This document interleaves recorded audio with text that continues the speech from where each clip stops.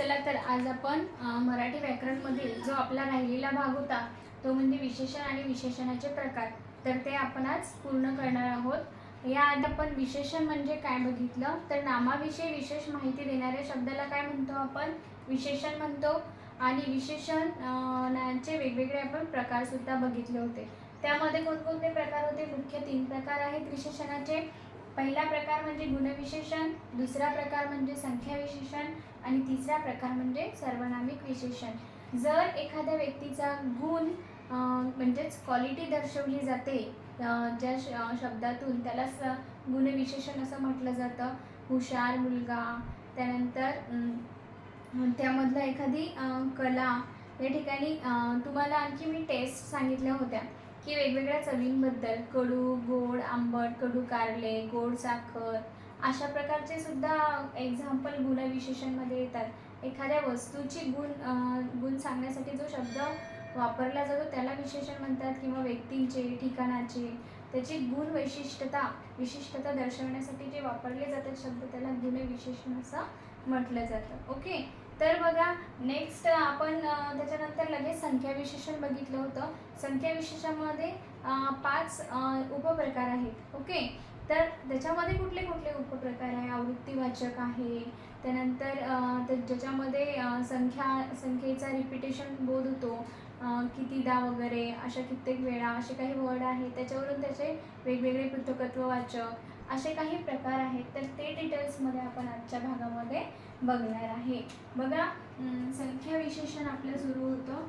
संख्या विशेषणाचे कुठले कुठले 5 प्रकार आपण लिहिले होते। ओके, तर याचे कुठले कुठले 5 प्रकार आपण लिहिलेले होते बघा, त्यांची नावं लिहायची आहेत। गणनावाचक विशेषण, गणनावाचक म्हणजे मोजण्यासाठी। बघा, गणनावाचक विशेषण पहिला प्रकार आपण उपप्रकार जो आहे तो बघतोय।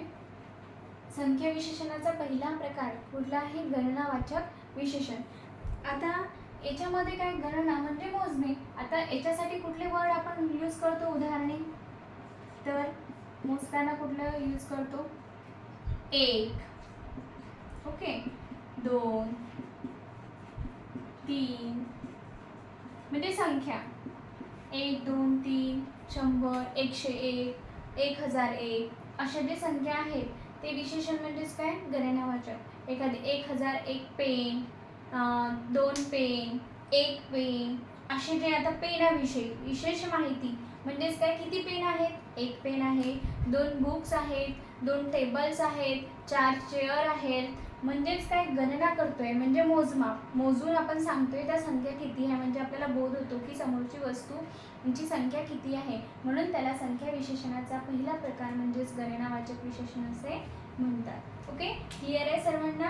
आता सेकंड जो टाईप आहे तो म्हणजे क्रमवाचक विशेषण। आता यामध्ये आणखी एक महत्त्वाचं आहे, लक्षात ठेवायचं, पाव, त्यानंतर दोघे जण असं म्हणणार आपण। दोघे जण म्हणजे 2 मुलं आहेत, तर ते सुद्धा त्या ठिकाणी 2 हा वर्ड आला आहे, दोघे जण पण म्हणू शकतो आपण, तर ते सुद्धा गणनावाचक मध्ये होईल। त्यानंतर क्रमवाचक दुसरा प्रकार आपण या ठिकाणी लिहिणार आहे, क्रमवाचक संख्या विशेषण। क्रमवाचक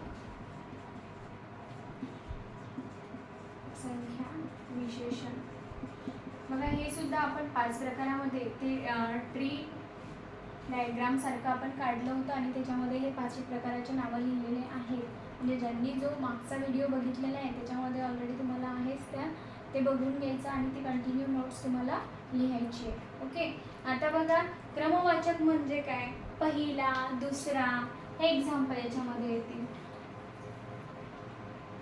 ठीक आहे, आपण म्हणतो आता पहिला क्रमांक, पहिला, किंवा आपण म्हणणार 7वा वर्ग। आता वर्गाविषयी काय माहिती दिलेली आहे या ठिकाणी, क्रमवाचक, क्रम, कितवा क्रम आहे वर्गाचा, 7वा क्रम। त्यानंतर अनेक शब्द आपण सांगू शकतो, दुसरा विद्यार्थी, आता हे विद्यार्थी बसणार नाही या ठिकाणी, इथे लिहूया विद्यार्थी। 6वा मजला, 6वा मजला कशाचा, एखाद्या बिल्डिंगचा 6वा मजला. या ठिकाणी काय झालंय, क्रम दर्शवलेला आहे म्हणून याला क्रमवाचक विशेषण म्हणतात. हा सुद्धा कशाचा प्रकार आहे, तर संख्या विशेषणाचा दुसरा प्रकार, क्रमवाचक विशेषण. दिसतंय का व्यवस्थित?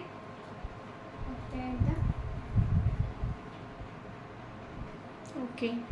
नेक्स्ट जे आहे ते बघा. आता या ठिकाणी क्रमवाचक दिसतंय, म्हणजे इथपर्यंत तुम्हाला दिसतंय. तर तिसरा प्रकार आपल्याला संख्या विशेषणाचा बघायचा आहे, तो म्हणजे आवृत्तीवाचक. आवृत्तीवाचक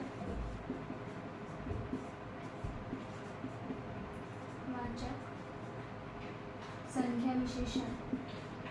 आवृत्तीवाचक संख्या विशेषण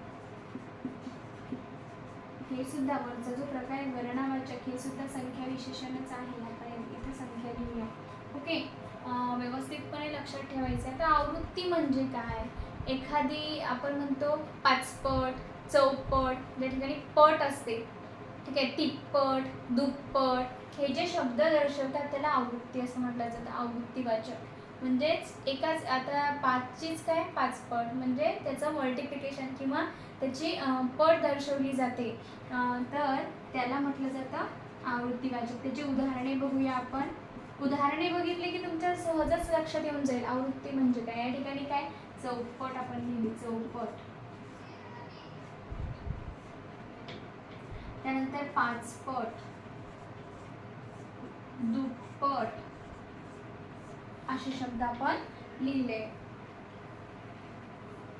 चौपट नाही होणार बघा, चौपट, चौपट, ठीक आहे. म्हणजे त्या रुमालाची काय करायची आहे, चौपट घडी करायची आहे. पाचपट गोळ्या तुला देईल, असं एक्झाम्पल. मला तू आज 1 दे, याच्या 5पट मी तुला उद्या परत देईल.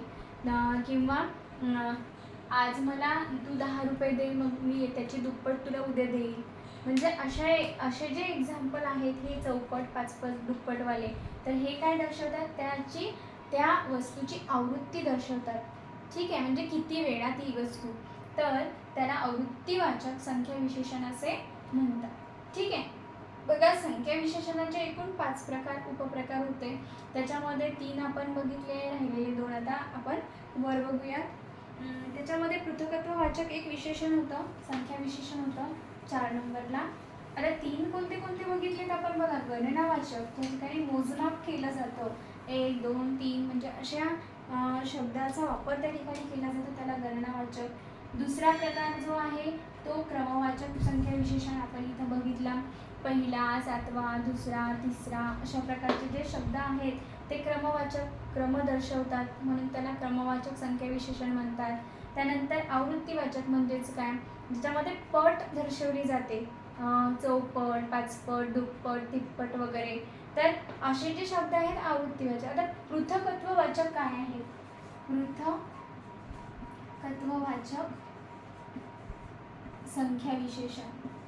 संख्या विशेषण बघा, प्रत्येक प्रकार जो आहे तो महत्त्वाचा असतो. त्यावर आपल्याला उदाहरणे, जर का शब्द आलेत की त्याच्या उदाहरणाच्या बेसिसवर की हे शब्द कशाचा प्रकार मोडतो, कोणत्या विशेषणाच्या प्रकारामध्ये हा शब्द मोडतो, तर आपल्याला हे सर्व माहिती असायला हवं. याचा जर डिटेल स्टडी केला, व्यवस्थितपणे नोट्स तुम्ही लिहून घेतल्या, त्या रीड केल्या, व्यवस्थित मन लावून तुम्ही जर का वाचत आहात आणि ते समजून घेत आहात, तर तुम्हाला कुठलंही एक्झाम्पल असो तर लगेच तुमच्या डोक्यात येईल की हे या प्रकारामध्ये मोडतं. तर त्यासाठी महत्त्वाचं आहे म्हणजे अभ्यास करणं. नित्यनेमाने आपल्याला आपला टायमिंग ठरवून तो जो टॉपिक आहे आपला मराठीचा, व्याकरणाचा, तो भाग आपण वाचल्याच गेला पाहिजे. आता आपण शब्दांच्या जाती बघितल्या, शब्दांच्या एकूण 8 जाती आहेत, त्यामधले विकारी, अविकारी हे पण आपण बघितलं. सुरुवातीपासून जे जे झालेले आहे त्याच्यावरती रिव्हिजन दिल्याशिवाय पुढचा प्रकार समजत नाही. त्यासाठी जो आपला आधीचा भाग झालेला आहे, आधीच्या क्लासमध्ये झालेले आहे, ते सुद्धा व्हिडिओ तुम्ही बघून घ्या. तुमची स्वतःची नोट्स त्याच्यामधून लिहून घ्या. ती नोट्स तुम्हाला नेहमी वाचायची आहे. म्हणजे पहिला भाग समजला, त्याच्यावरती डिपेंड दुसरा असतो, नंतर तिसरा पण असतो. तर असं करून आपण विशेषणापर्यंत पोहोचलो आणि विशेषणाचे आपले प्रकार सुरू आहेत. त्याच्यामधला संख्या विशेषणाचा जो चौथा प्रकार आहे तो आहे पृथकत्ववाचक संख्या विशेषण. त्याच्यामध्ये बघा पृथकत्ववाचक म्हणजे त्याच्यामध्ये एक एक मुलगा असं आपण म्हणणार. एकेकाने या आपण म्हणतो, एकेकाने म्हणजे एक मुलगा या. त्यानंतर या ठिकाणी बघा पृथकत्व या ठिकाणी काय झालं, एक. त्यानंतर पाव,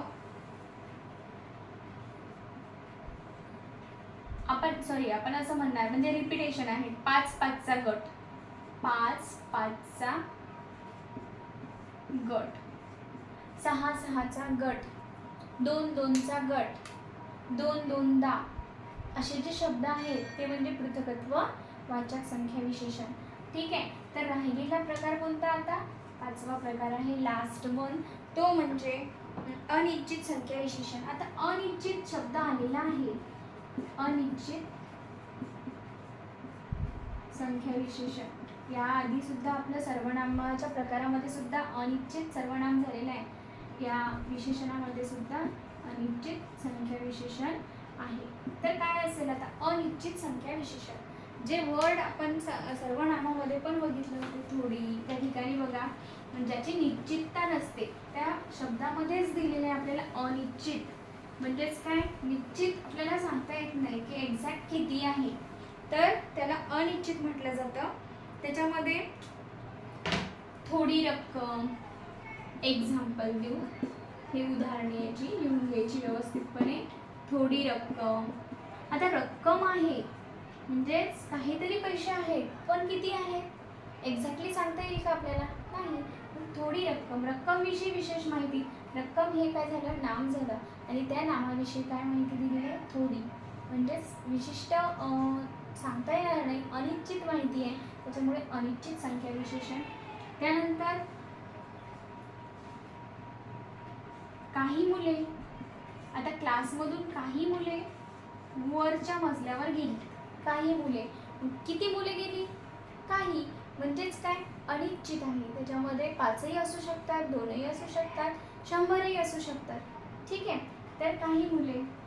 त्यानंतर सर्व मुली, सर्व मुली, मग मुली किती असतील, 10 पण असू शकतात आणि 50 पण असू शकतात. म्हणजे सर्व, हे जे शब्द आहेत काही, सर्व, थोडी, हे अनिश्चितता दर्शवतात, अनिश्चितता दर्शवतात, म्हणून त्या शब्दाला अनिश्चित संख्या विशेषण असे म्हणतात. ठीक आहे. तर बघा संख्या विशेषणाचे हे प्रकार, संख्या विशेषणाचे हे 5 प्रकारचे आपण टी डायग्रामनी तुम्हाला काढून दिले होते मागच्या क्लासमध्ये. ते आपण डिटेल्स आता बघितले, त्यांचे उदाहरणे आपण बघितले, त्यांच्या उदाहरणावरूनच त्यांचे नावं लक्षात ठेवायचे. ठीक आहे. म्हणजे थोडी म्हटलं तर कुठलं विशेषण आहे, थोडी रक्कम आहे, रक्कमविषयी काहीतरी माहिती देतोय, पण थोडी आहे म्हणजे निश्चितता दर्शवत नाही, तर तो जो वर्ड आहे तो अनिश्चित संख्या विशेषण मध्ये मोडला जातो. हे आपल्याला लगेच लक्षात येईल जर का व्यवस्थितपणे सुरुवातीपासून नोट्स लिहिलेली असेल तर. ठीक आहे. तर तेच आपल्याला करायचं आहे. जर का कुठलीही एक्झाम चांगल्या मार्क्सनी जर आपल्याला पासआउट व्हायचं आहे तर तेवढी मेहनत आपल्याला करावी लागेल. ठीक आहे. तर विशेषण आणि विशेषणाचे प्रकार या ठिकाणी इथं संपलेत. आता पुढचा जो प्रकार आहे आपला कशाचा, तर शब्दांच्या जातीचा.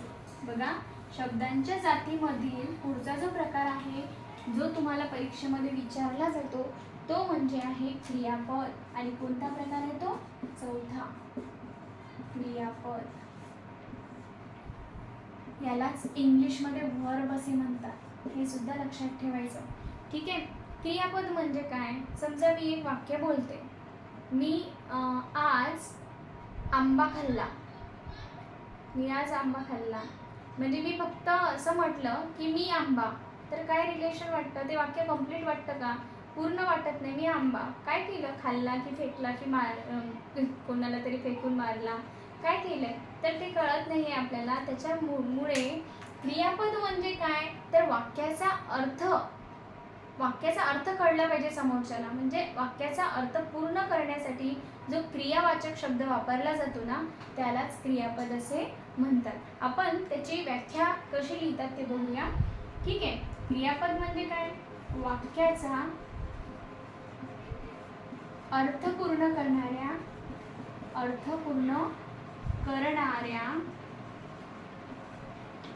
क्रियावाचक शब्दाला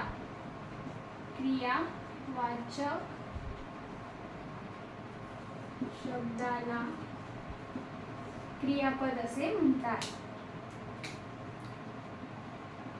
क्रियापद असे म्हणतात. बघा, क्रियापद म्हणजे काय, तर वाक्याचा अर्थ पूर्ण करणाऱ्या क्रियावाचक शब्दाला क्रियापद असे म्हणतात. आता आपण मी फुले तोडली, आता एक्झाम्पल घेऊया. पहिलं, मी फुले तोडली. या ठिकाणी काय झालं, वाक्य पूर्ण झालं, अर्थ सुद्धा कळाला की फुले तोडण्याचं काम कोणी केलंय, मी केलेलं आहे. ठीक आहे. या ठिकाणी कर्ता, कर्म आणि क्रियापद. काय तोडलंय, तर फुलं तोडलंय. कायने क्वेश्चन विचारला आणि त्याचं उत्तर मिळतंय, तर ते कर्म असतं. कशावरती क्रिया केली जाते त्याला कर्म म्हणतात. आणि क्रिया कोणी केली विचारलं तर तो कर्ता असतो. आणि काय केली क्रिया, तोडण्याची केली. म्हणजे क्रिया कोणती, तोडण्याची. तर ही जी तोडण्याची क्रिया आहे, हा जर वर्ड आपण लिहिलाच नाही या ठिकाणी तर काय होईल, मी फुले. काय समजेल, मी फुले आहे किंवा मी फुले काय केलेत, काहीच समजणार नाही. म्हणजे वाक्याचा अर्थ लागत नाही. जर क्रियापद आपण जोडलं नाही वाक्याला तर वाक्याचा अर्थ लागत नाही. म्हणूनच आपल्याला डेफिनेशनमध्ये दिलेलं आहे की वाक्याचा अर्थ पूर्ण करणाऱ्या क्रियावाचक शब्दाला, क्रियावाचक आहे म्हणजेच काय, तोडण्याची काय आहे, क्रिया आहे, म्हणजेच त्याला क्रियावाचक शब्द म्हणतात. ज्यामधून क्रियेचा बोध होतो, ज्या शब्दामधून क्रियेचा बोध होतो त्याला क्रियावाचक शब्द म्हणतात. मग तोडली या ठिकाणी काय झालंय, क्रियापद झालेलं आहे. ठीक आहे. त्यानंतर अनेक एक्झाम्पल आपल्याला घेता येईल. ती शाळेत जाते. ती शाळेत जाते. जाते म्हणजेच काय, जाण्याची क्रिया. ती शाळेत एवढं लिहिलं आपण फक्त, आणि जाते लिहिलंच नाही तर काय कळणार, ती शाळेत रडते की बसते की उठते की जाते की जात नाही, हे आपल्याला कसं कळेल. तर यालाच असं काय म्हटलं जातं, क्रियापद. जाते, जाण्याची काय आहे, क्रिया आहे. त्यानंतर आणखी एक्झाम्पल घेऊया आपण. बरेच आपल्याला एक्झाम्पल घेता येतील. आपण त्याने गाणे गायले. त्याने गाणे गायले म्हणजे त्याने गाणे म्हटले किंवा गायले, अशा प्रकारचं आपण हा पण लिहू शकतो, गायले. ओके, हा लिहू शकतो आपण, लिहायचा गायले. त्याने गाणे गायले म्हणजे त्याने गाणे म्हटले. म्हणजे काय केली क्रिया, गाण्याची. गाणं, गाणे ही सुद्धा काय क्रिया आहे. तर हे जर आपण वर्ड लिहिला नसता तर अज्यूम करा काय होईल, त्याने गाणे. काय केले गाणे, म्हणजे अर्थ लागत नाही. ज्या शब्दाशिवाय वाक्याचा अर्थ लागत नाही किंवा ज्या वाक्याचा म्हणजे प्रत्येक वाक्याचा अर्थ पूर्ण होण्यासाठी तो शब्द वापरावाच लागतो, असा शब्द म्हणजेच क्रियापद होय. नेहमी लक्षात ठेवायचं, अतिशय महत्त्वाचा पार्ट आहे क्रियापद. वाक्याला अर्थ पूर्ण होण्यासाठी जो शब्द वापरला जातो त्यालाच क्रियापद असे म्हणतात. बघा, तुमचं जे शब्दांच्या जाती हा पार्ट आहे, नवोदयला किंवा स्कॉलरशिपला विचारला जाणारा, त्याच्यामधल्या पहिल्या 4 शब्द म्हणजे जे विकारीमध्ये मोडतात, 4 जाती ज्या आहेत त्या विकारीमध्ये मोडल्या जातात, तर त्या तुम्हाला अभ्यासाला आहेत, त्या इथपर्यंत झाल्या. ठीक आहे. म्हणजे क्रियापदापर्यंत पहिलं काय होतं, नाम, दुसरं सर्वनाम, तिसरं विशेषण आणि चौथा प्रकार म्हणजे क्रियापद. तर त्याच्या पुढचं जे अविकारीमध्ये आहे, क्रियाविशेषण अव्यय, शब्दयोगी अव्यय, केवळ प्रयोगी वगैरे, तर त्यांचा जो समावेश आहे तो तुमच्या एक्झाममध्ये होत नाही. त्यामुळे तुम्हाला हेच व्यवस्थितपणे करून ठेवायचं आहे. आणि याच्यानंतर जे काळ आहे ते आपण बघूया. तर यामध्ये बघा, क्रियापद झाल्याच्या नंतर आता क्रियापदमध्ये क्रियापदचे भाग कोणते कोणते आहे किंवा प्रकार कोणते आहे, तर क्रियापदाचे एकूण 2 प्रकार आहेत. क्रियापदाचे एकूण किती प्रकार आहे, मुख्य 2. त्याच्यामध्ये सकर्मक आणि सकर्मक आणि अकर्मक क्रियापद.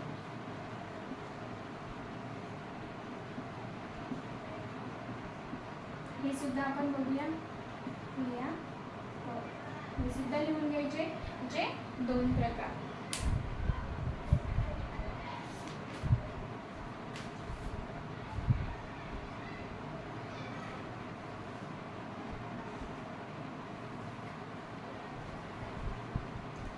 सकर्मक म्हणजेच काय बघा, वाक्याचा अर्थ पूर्ण होण्यासाठी कर्म लागतं. या ठिकाणी कर्माची गरज नसते. अकर्मक म्हणजे या ठिकाणी कर्म लागतंच, तर त्याला सकर्मक म्हणतात. आता हे आपण डिटेल्समध्ये बघूया. हे वरचं लिहिलंय का सर्व आणि दिसतंय का बघा तुम्हाला सर्वांना? ओके, दिसतंय. ठीक आहे. आता सकर्मक आणि अकर्मक क्रियापद आपलं बघायचं आपल्याला. शब्दांच्या जाती सुरुवातीपासून व्यवस्थितपणे तुम्हाला नोट्स काढायची आहे, लिहायची, ती वाचायची आहे. आणि हे जे आहे चारही प्रकार, या चारही जाती आपण बघितल्या त्या पूर्णपणे अभ्यासायच्या आहेत. ओके, तर याच्यामध्ये पहिला प्रकार कोणता आहे? सकर्मक क्रियापद. आता याची आधी व्याख्या लिहून घ्यायची आहे, नंतर उदाहरणावरून आपल्याला व्यवस्थितरित्या समजून घेता येईल. बघा, व्याख्या लिहिताना सुरुवातीला लिहायचं, ज्या क्रियापदाचा अर्थ पूर्ण होण्यास कर्माची जरुरी लागते. ज्या, बघा काय आहे, ज्या क्रियापदाचा अर्थ पूर्ण होण्यास, क्रियापदाचा अर्थ पूर्ण होण्यास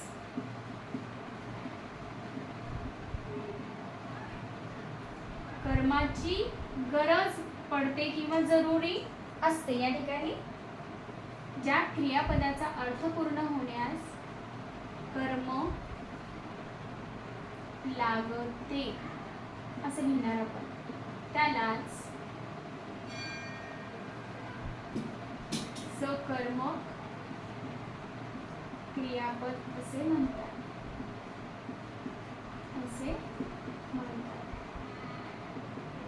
बघा, महत्वाचं आहे, कर्म लागतेच. आपण आपल्याच लँग्वेजमध्ये लिहायचं म्हणजे लगेच समजेल. आता कर्माची जरुरी लागते आणि कर्म लागतेच, तर या ठिकाणी सेमच आहे. सकर्मक क्रियापद त्याला म्हणतात, म्हणजे कर्मासहित. अकर्मक म्हणजे कर्म नसलेलं. ठीक आहे. आता या ठिकाणी शब्दावरून सुद्धा अर्थ आपण लावून घेऊन व्यवस्थितरित्या लक्षात ठेवू शकतो. ठीक आहे. बघा, आता एक्झाम्पलवरून आपल्याला बघायचं आहे. राम निबंध लिहितो. आता एक एक्झाम्पल आपण बघूया. काय दिले? राम निबंध, ऐसे निबंध लिहितो. क्रियापद कोणतं आहे याच्यामध्ये? क्रिया कुठली आहे? लिहिण्याची. करेक्ट, लिहितो हे आहे क्रियापद. आता लिहिण्यासाठी कर्म काय आहे? निबंध. आता राम म्हटलं, राम लिहितो. काय लिहितो? या ठिकाणी लागेल ना, काय लिहितो? पत्र लिहितो, निबंध लिहितो, पुस्तक लिहितो की काय लिहितो? तर या ठिकाणी निबंध लिहितो. मग या ठिकाणी कर्म कोणता आहे? निबंध. तर जे वाक्य बघा, या ठिकाणी क्रियापदाचा अर्थ पूर्ण होण्यासाठी, म्हणजे लिहितोय तर काय लिहितोय?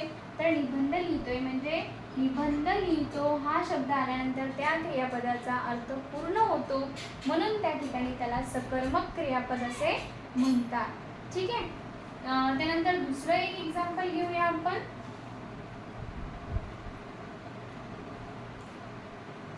आजीने गोष्ट सांगितली. आजीने गोष्ट सांगितली. ओके. आता या ठिकाणी सांगितली हे काय झालं? क्रियापद झालं. सांगण्याची क्रिया आहे. पण काय सांगितली? आजीने सांगितली. काय सांगितली? आपण जर का हेच लिहिलं, आजी आणि सांगितली, आणि मध्ये आपण कर्म लिहिलं नाही, तर या ठिकाणी काय होईल? आपल्याला क्रियापदाचा नेमका अर्थ कळणार नाही, क्रियापदाचा अर्थ पूर्ण होणार नाही. ठीक आहे. म्हणून या ठिकाणी कर्म लागतंच. ठीक आहे. गोष्ट सांगितली, कहाणी सांगितली, एखादं पुस्तक वाचायला, म्हणजे की काहीतरी सांगितलं आजीनी, जोक सांगितला, तर ते काय झालं? कर्म झालं. म्हणजेच या ठिकाणी सकर्मक क्रियापद अशा पद्धतीने लिहून घ्यायचं आहे व्यवस्थित. त्यानंतर आपण दुसरा प्रकार बघणार आहे, तो म्हणजे अकर्मक क्रियापद.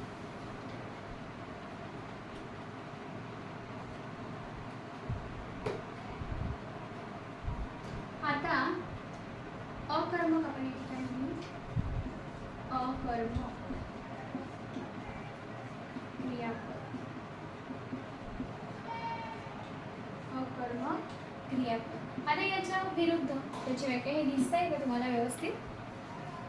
हां दिसतंय. ओके. अकर्मक क्रियापद. आता या ठिकाणी अकर्मक म्हणजेच काय? कर्माची आवश्यकता नसते. या ठिकाणी कर्म लागतंच म्हणजे कर्माची आवश्यकता असते. या ठिकाणी असं वाक्य असतं किंवा आपण जी व्याख्या या ठिकाणी लिहिलेली आहे, ज्या क्रियापदाचा अर्थ पूर्ण होण्यास कर्म लागते, या ठिकाणी आपण असं लिहू शकतो, ज्या क्रियापदाचा अर्थ पूर्ण होण्यास कर्माची आवश्यकता नसते त्यालाच अकर्मक क्रियापद असे म्हणतात. ठीक आहे. क्रियापदाचा अर्थ पूर्ण होण्यासाठी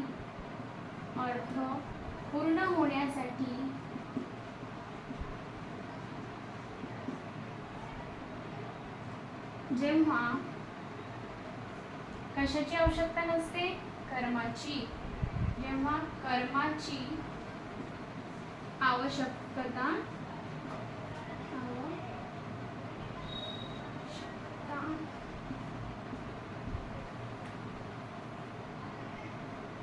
नसते त्याला अकर्मक क्रियापद असे म्हणतात. अकर्मक क्रियापद असे म्हणतात. बघा अक्षर काढायचे तुम्ही सर्वांनी. दिसत नसेल तर नीट बघायचे, परत बघायचं आहे, आवश्यकता आहे. ठीक आहे. जर तुम्हाला काही कळत नसलं तर तुम्ही तसं कळवा. तुम्हाला चॅट बॉक्समध्ये कळवता येते की कुठं दिसत नाही आहे किंवा एखादं सेंटेन्स समजत नाही आहे ते तुम्ही सांगू शकता. ओके. अकर्मक क्रियापद. क्रियापदाचा अर्थ पूर्ण होण्यासाठी जेव्हा कर्माची आवश्यकता नसते त्यालाच अकर्मक क्रियापद असे म्हणतात. असे पण वाक्य आपण बघूया एक्झाम्पल म्हणून. आता उदाहरण पहिलं. ठीक आहे. दिसतंय ना? उदाहरण पहिलं. तो मोठ्याने हसला.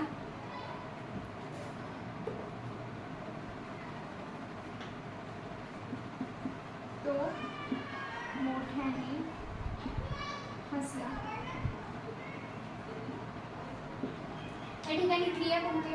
हसण्याची. या ठिकाणी तो मोठ्याने हा शब्द दिलाय. आपण फक्त करता तो हसला असा वापरला असता, करता आणि क्रियापद, तरीही त्या क्रियापदाला अर्थ प्राप्त होतो. बरोबर. म्हणजे कर्माची आवश्यकताच आहे असं नाही. या ठिकाणी तो हसला. ठीक आहे. नेक्स्ट उदाहरण म्हणून घेऊया आपण. दिसतंय का? नेक्स्ट उदाहरण सुद्धा तुम्हाला नाही दिसणार.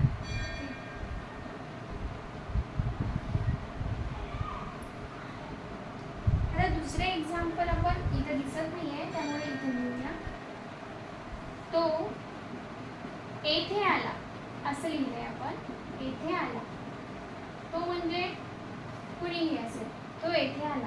आपण फक्त तो आला असे म्हटलं तरीही काय होते? क्रियापदाला अर्थ प्राप्त होतो. म्हणजेच इथे येथे या वर्डची किंवा कुठल्याही कर्माची गरजच आहे किंवा आवश्यकताच आहे असं नाही आहे. म्हणूनच हे जे क्रियापद आहे, आला, हसला, बोलला, हे जे क्रियापद आहे, बोलला म्हणजे तो मोठ्याने बोलला असं एक्झाम्पल आपण घेऊ शकतो. मग तो बोलला हे पण होऊ शकते. तर हे जे क्रियापद आहे याला अकर्मक क्रियापद असे म्हणतात. ठीक आहे. अशा पद्धतीने तुमचे क्रियापदाचे 2 प्रकार आपण बघितलेले आहेत.